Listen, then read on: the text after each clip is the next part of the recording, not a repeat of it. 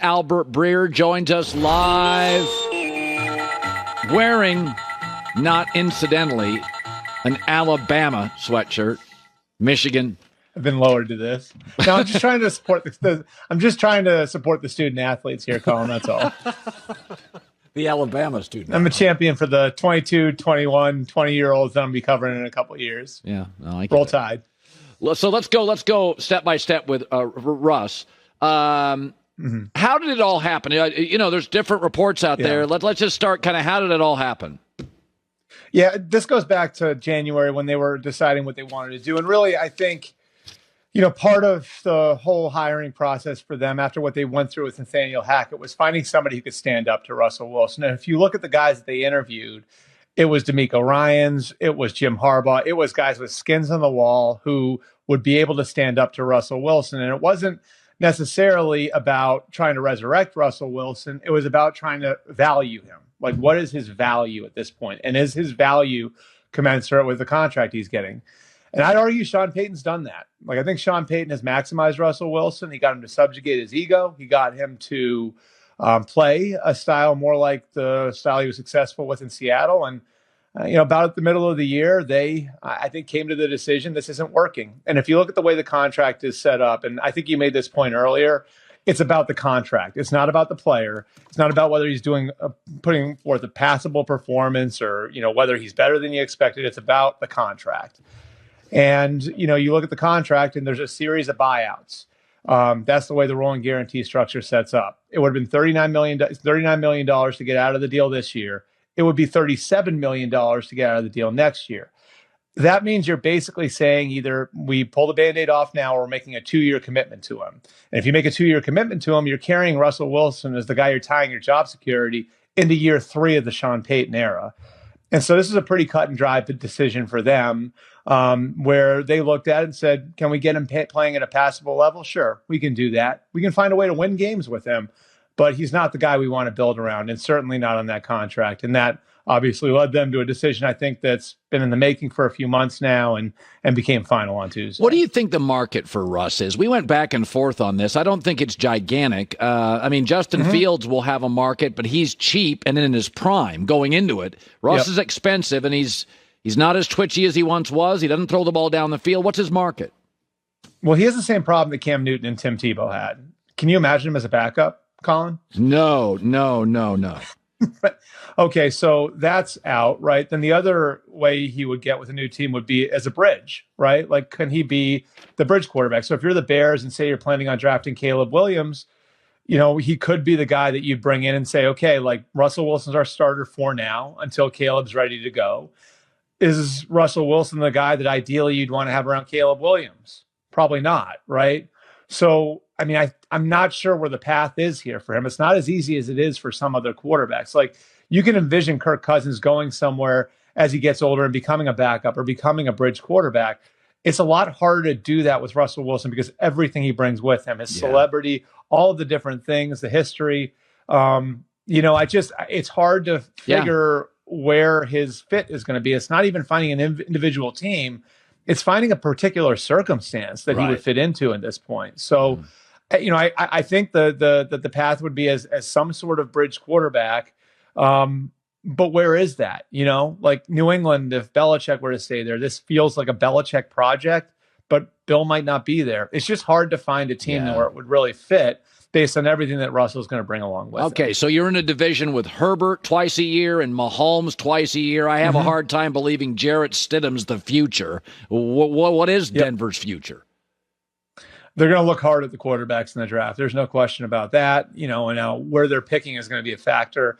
At least right now, it looks like you'd be out of range to get a Caleb Williams or a Drake May. So where does Jaden Daniels fall in all of this? Where does J.J. McCarthy fall in this?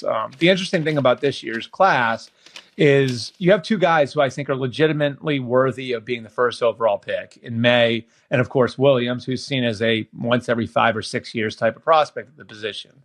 Then you've got another crew of players that the NFL is going to have to dig into and study, and guys who have potential, who've won at the college level, who've played a lot. McCarthy's in that group. Daniels is in that group. Bo Nix at Oregon, Michael Penix at Washington. Yeah. I think that's the group that Denver is going to be digging through. And then do you bring in a veteran to work with whoever the rookie might be if you do draft a rookie? I think this is going to be a two-layered thing for the Broncos. So I think the first thing they look at is who they might be able to get in the draft. And obviously, before they get to the draft, they're going to have to make a decision on what they want to do with a veteran at the position. Okay, now we get controversial topics. Teams are saying, I read this all over the interweb, Snapchat and stuff. I hear this. How come nobody went after Lamar Jackson and this offseason? Very suspicious. And your take is what? My take is Lamar would have required a lot of, I think, a leap of faith, right? He finished the last 2 years injured. Yeah. He was going to cost a lot of money. He was going to cost you 2 first-round picks.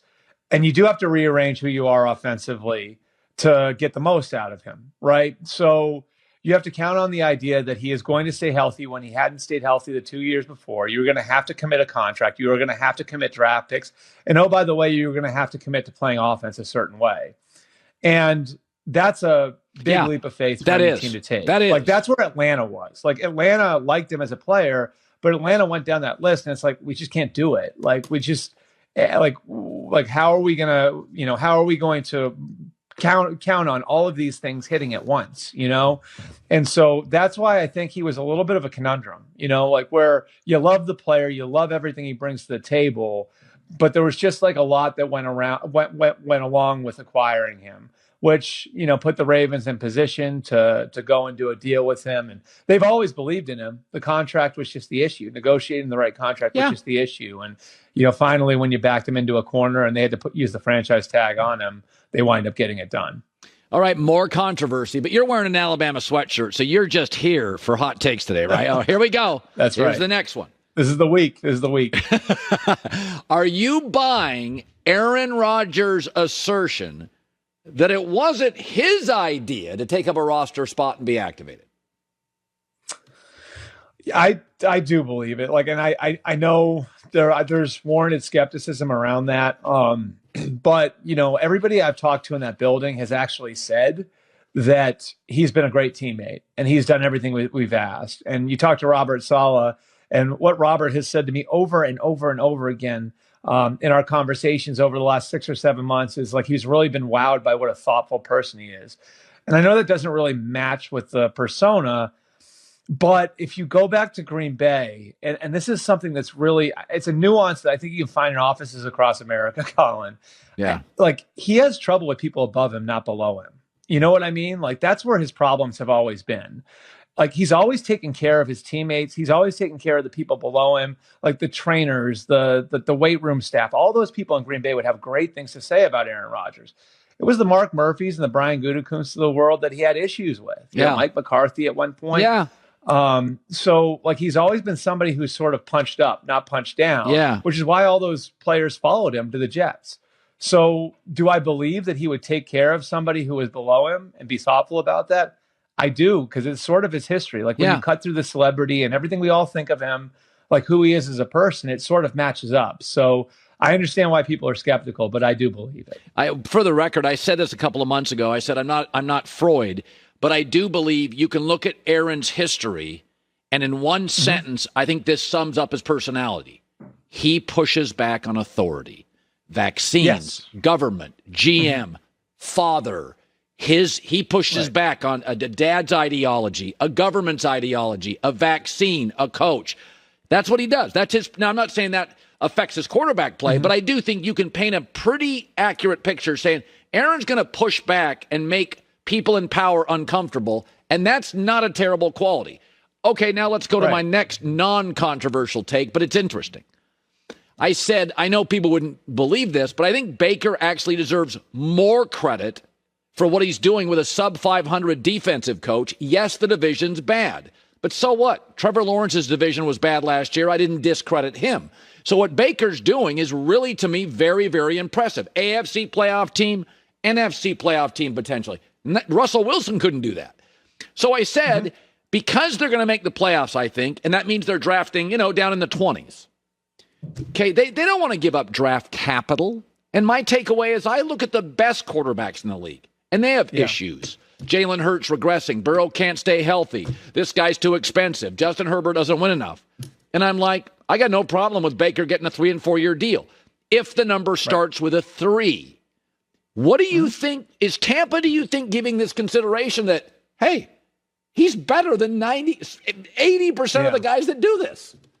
Well, I mean, like, let me ask you this, Colin. Would you rather have his contract at less than $10 million or Daniel Jones's contract or Derek Carr's contract or Jimmy Garoppolo's contract? Even if you paid him what Daniel Jones makes, I would take Baker the quarterback. He's a good, I mean, and that's the thing is, like, you look at him and to some degree, he's been a victim of circumstance, right? Like, he had his big breakout in Cleveland, right? Like in 2020 when they made the playoffs and won a playoff game under a coach and GM who didn't draft him, right? So then they wind up moving off of him. He goes to a Panther situation where the coach is about to get fired. Then he goes to the Rams, lights the world on fire when he has a good staff that he's working with and Sean McVay and those guys. You can look at it, you can explain away a lot of his issues, And it's interesting because I talked to Baker about this a couple times over, the last 4 or 5 months. And I remember saying to him, I'm like, in week 1, it looked like you were more willing as a runner. And you kind of had this, like, excuse my language, this effort, like mentality, like, I'm going to go out and play my game now. I told him, I feel like it feels like I'm looking at Oklahoma Baker. And he said, yeah, like, I'm just going out there and having fun now. I'm not worried about all the other stuff anymore. And so I think going through this and having had to learn different systems and adjust to different circumstances, it's almost turned him back into that walk-on. You know what I mean? Yeah. Like with the mentality that he plays with. And I think that's one big reason why Tampa's getting the most out of him. And all of that experience that he's had now has really benefited him.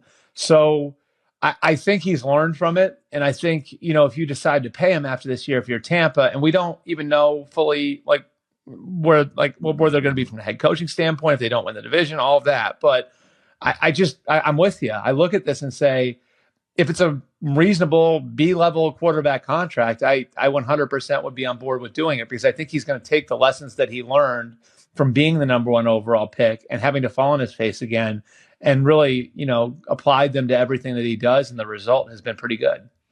By the way, I got 27-24 Michigan over Bama with some reservation.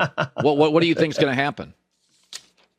I think Alabama. I think the key is going to be whether or not Alabama stops the run. As a big Roll Tide guy here, I think whether or not they stop the run is going to be the biggest thing because I think Michigan's tackles will struggle with Alabama's edge rushers, and I don't think Michigan's receivers are going to be able to get open against that Bama secondary. So if they can run the ball and maybe involve J.J. McCarthy in the run game and loosen things up a little bit, then I think Michigan can win. But I think that's going to be vital that they turn back into that team they were a year ago where they were the big physical running team, which, in spots has been what they are this year, but it hasn't always worked the way that it worked last year. Okay. All right. So you sound hopeful. See, unbiased analysis. There you go. Hi, everybody. Thanks for watching. Subscribe here to get the latest from the show. Also, be sure to check out more of the best clips from The Herd or go watch a few segments from other shows on FS1.